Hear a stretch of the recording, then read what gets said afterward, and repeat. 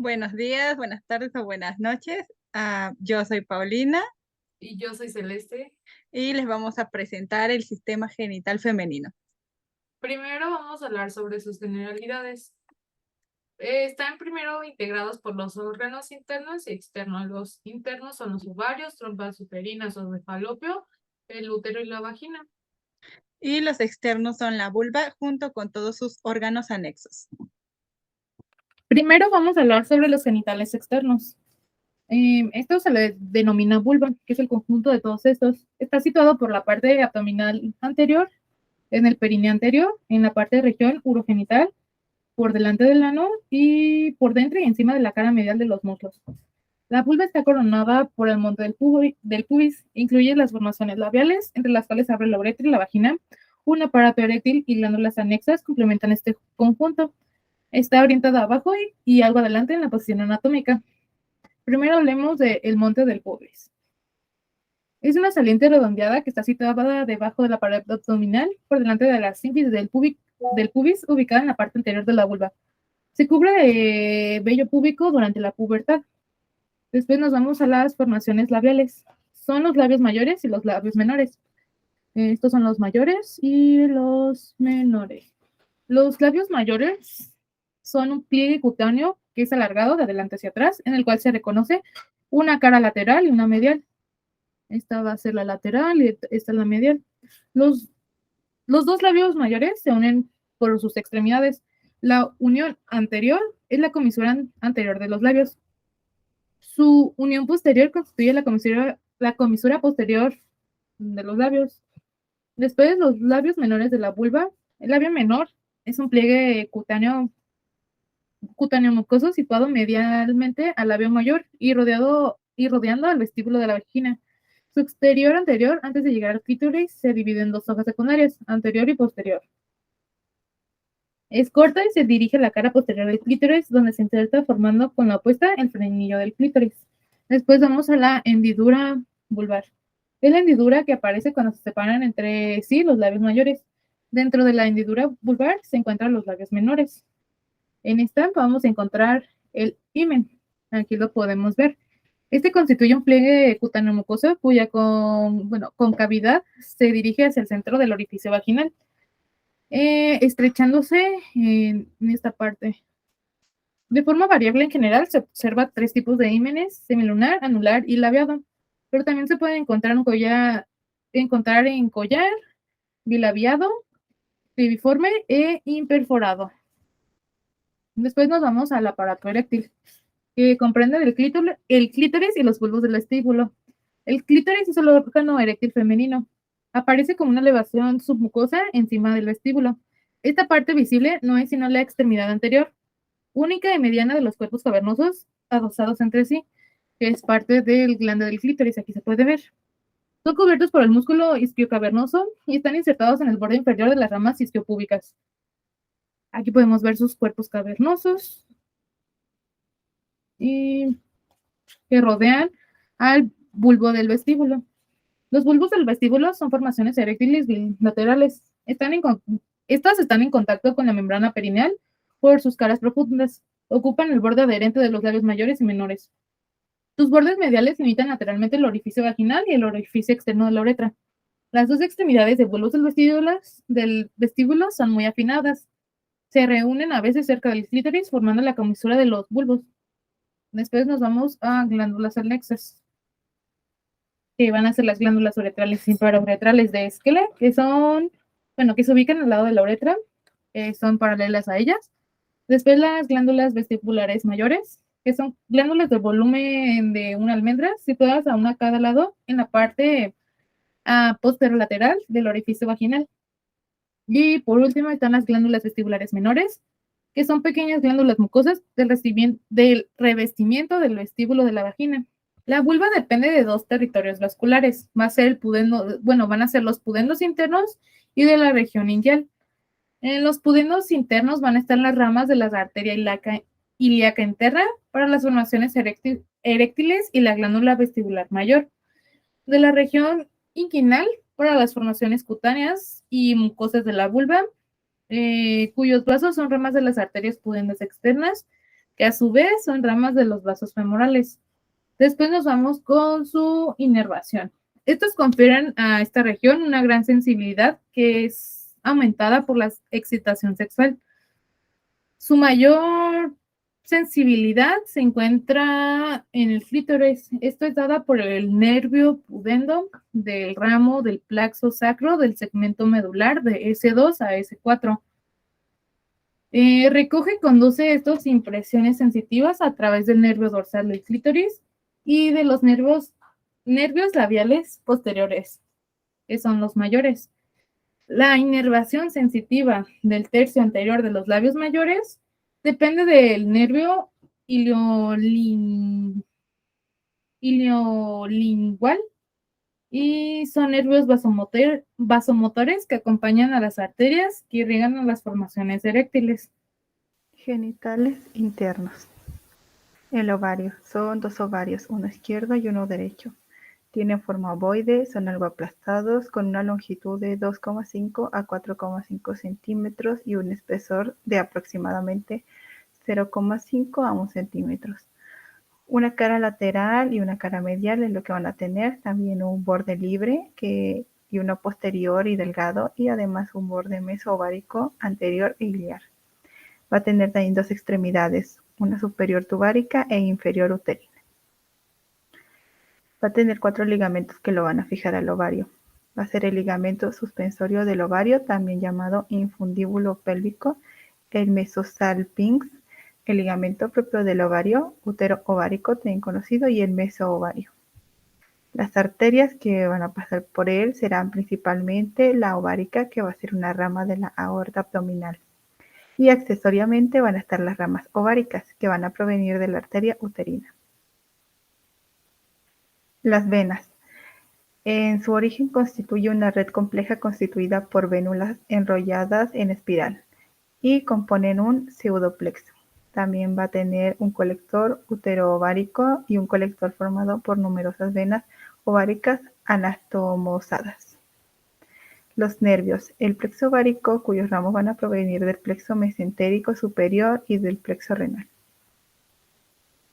Sus relaciones. Lateralmente se va a relacionar con la pared de la pelvis menor a la altura de la fosa ovárica. Medialmente va a estar cubierto por la trompa uterina y el infundíbulo tubario. Adelante va a estar el hilio del ovario. Atrás va a estar relacionado con los elementos que forman el límite posterior de la fosa ovárica.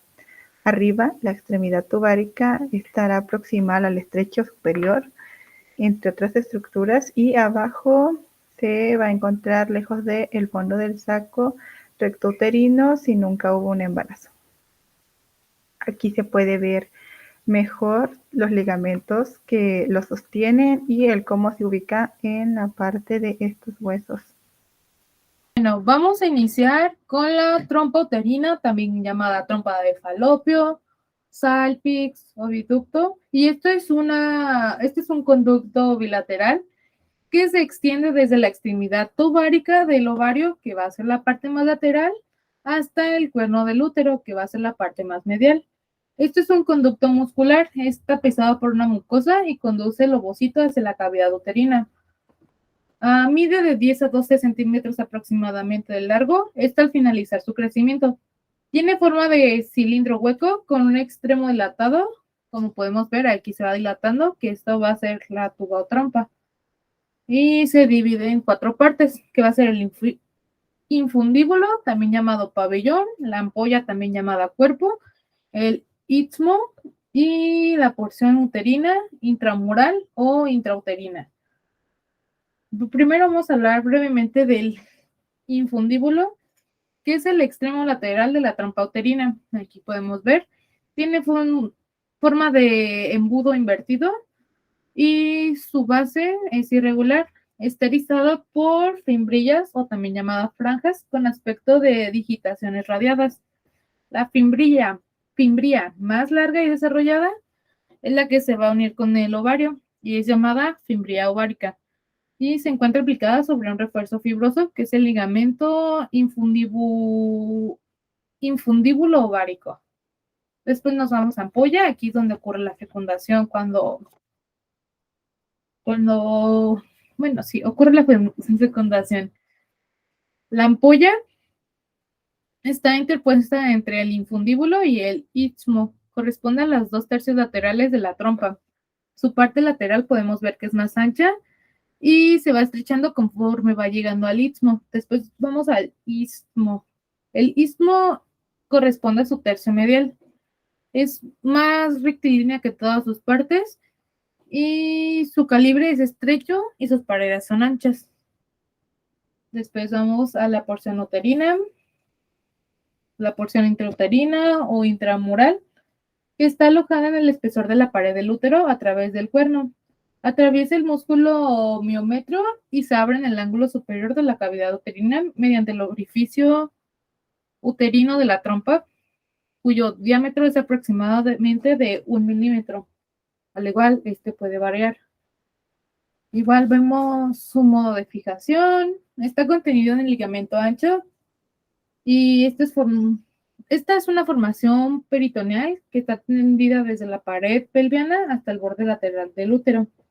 Está rodeada por el peritoneo, cuyas 2 hojas anterior y posterior constituyen la mesosalpinx. Esto va a ser la mesosalpinx. Y pues esto no la agarra por completo porque queda móvil a pesar del ligamento propio del ovario en relación con el ovario y el útero.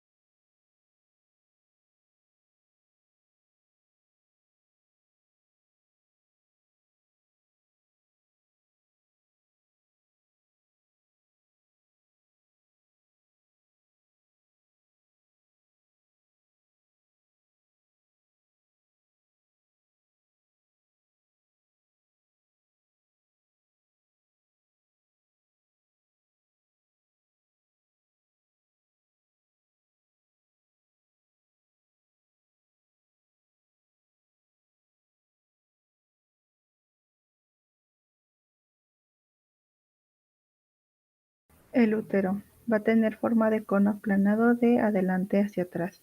Su base va a estar orientada hacia arriba y su vértice truncado va a encajar en la parte superior de la cara anterior de la vagina. Además, su parte superior va a ser voluminosa y va a constituir el cuerpo del útero, mientras que su parte inferior, o conocido también como cuello uterino, va a ser más corta y casi cilíndrica, además de que va a estar situada en la parte superior de la vagina. Y la porción intermedia se denominará istmo uterino. También va a presentar una cara vesical o también cara anterior, una cara intestinal o posterior, el fondo del útero o borde superior, y también va a tener 2 bordes laterales, como ya mencioné, el istmo del útero, el cuello del útero, y también, para recalcar, va a estar formado por 3 capas, una mucosa, una muscular y una serosa. Sus relaciones. Las relaciones van a dividirse en 2 extravaginales o también conocidas como supravaginales y vaginales o también intravaginales. Las extravaginales van a ser las relaciones anteriores, que serán la porción peritonizada y la porción no peritonizada. Las relaciones posteriores, que será el fondo del saco rectouterino, y relaciones laterales, que serán el contenido del ligamento ancho, la trompa uterina y la base del ligamento ancho.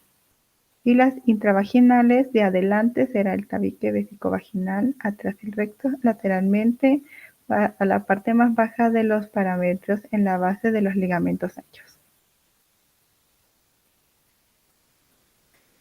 Antes de continuar voy a mencionar que los medios de fijación del útero van a ser el peritoneo, los ligamentos redondos y rectouterinos, la inserción vaginal y el piso pelviano.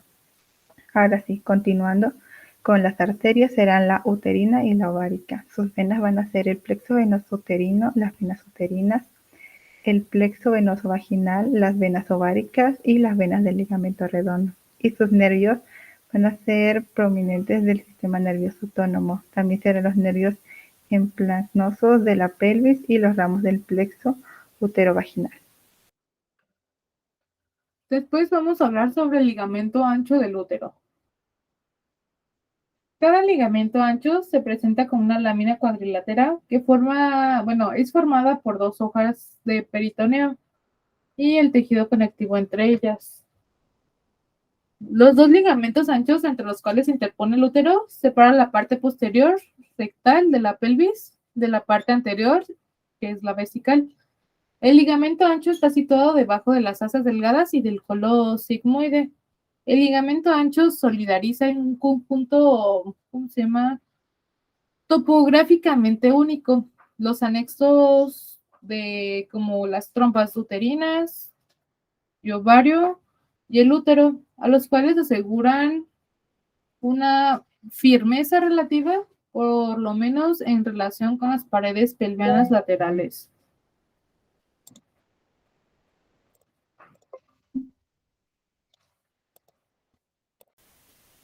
La vagina. Este va a ser un órgano impar, va a ser de dirección oblicua hacia abajo y adelante. Además va a tener el fornix vaginal y va a presentar el himen. Se va a mantener en su lugar debido al útero. Su configuración interna va a estar dividida en tres. Comenzaré por la extremidad inferior, que se va a abrir la válvula por el orificio vaginal en presencia del himen. El interior de la vagina va a estar tapizado por mucosa y va a poseer la carina uretral de la vagina. También va a tener el triángulo de Paulik. La extremidad inferior va a ser el cuello uterino, la pared y mucosa vaginal a nivel del fornix vaginal. Además de que va a contener dos capas, la muscular lisa compuesta de músculo liso y la mucosa, que como ya mencioné va a ser mucosa que va a revestirlo. Aquí se le puede ver un ejemplo de lo que vendría siendo la vagina como tal. Sus relaciones. Va a estar dividido en tres tipos. Las anteriores van a ser el fondo de la vejiga, va a estar reforzado por la fascia subvesical y el cuello vesical y la uretra. Posteriores va a ser el segmento superior, también pelviano, el segmento medio que va a estar en contacto con el músculo elevador del ano y el segmento inferior que va a ser el cuero perineal. Los laterales, un segmento superior, también pelviano, el segmento medio que va a estar en contacto con el músculo elevador del ano y el segmento inferior que también será perineal. Estos últimos dos son muy parecidos. Las arterias, la arteria vaginal, la rama de la ilíaca interna, las venas será la vena ilíaca interna y los nervios serán los nervios esplácnicos de la pelvis. También serán ramos simpáticos provenientes del plexo uterovaginal. El diafragma pélvico y perine. El diafragma pélvico es el piso muscular de la pelvis. El perine va a ser el conjunto de partes blandas que cierran por abajo la cavidad pelviana y que se van a encontrar también por debajo del diafragma pélvico.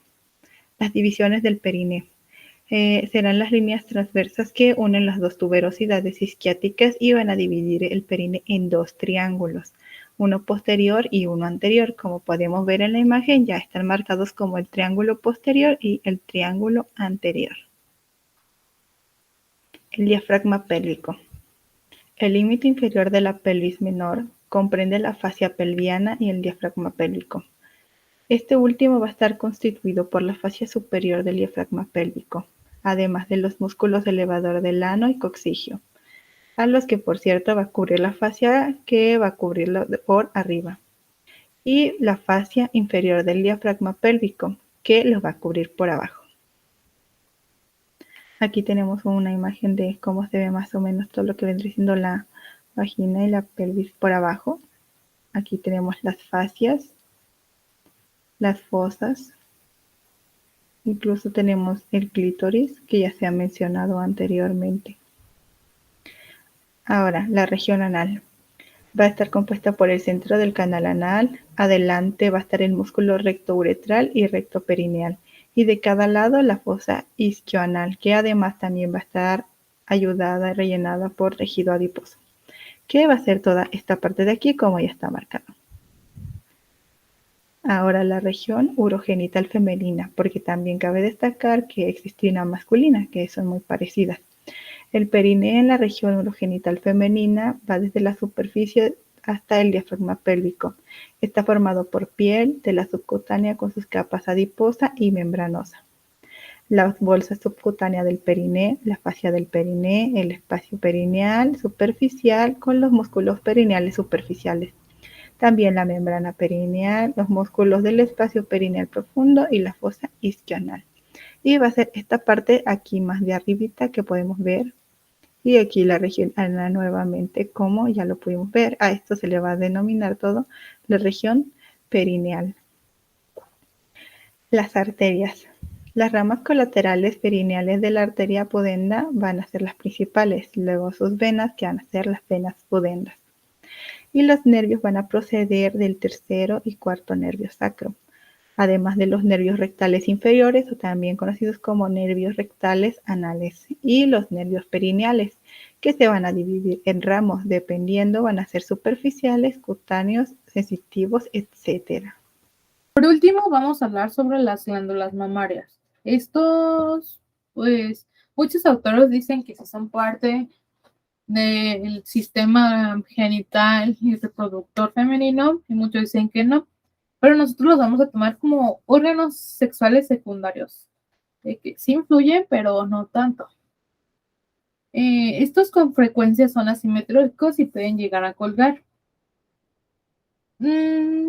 Están situadas en la parte anterior de cada hemitórax, entre el borde lateral del esternón y la línea axilar anterior. Las mamas toman su aspecto desarrollado a partir de la pubertad y pues tienen forma de comoide y tienden a colgar conforme la edad. El tamaño puede variar, depende de la mujer o de la persona. Pues sí, debe de haber mucho etnia, edad, complexión, aunque dicen que no influye tanto. Igual, está irrigada por las arterias intercostales posteriores, la torácica lateral y la torácica interna. Y su inervación está dada por los ramos cutáneos anterior y lateral de los nervios intercostales del 2 a la 6, que es donde tiende a estar la mama. Y el cuarto nervio intercostal, que es para el pezón. Igual, aquí podemos ver esta imagen. Como pueden ver, no cubre el músculo, es más grasa. El músculo se encuentra detrás de las glándulas mamarias. Aquí podemos los lobulillos, igual ya les dije, son de 15 a 20, están compuestos de lobulillos. De aquí secretan la leche para llevarla al pezón. Podemos ver más tejido adiposo y las costillas. Y esto sería todo por nuestra parte. Muchas gracias por verlo. Está un poco resumido, pero pues es el tiempo que nos pedían. Gracias, adiós. Gracias.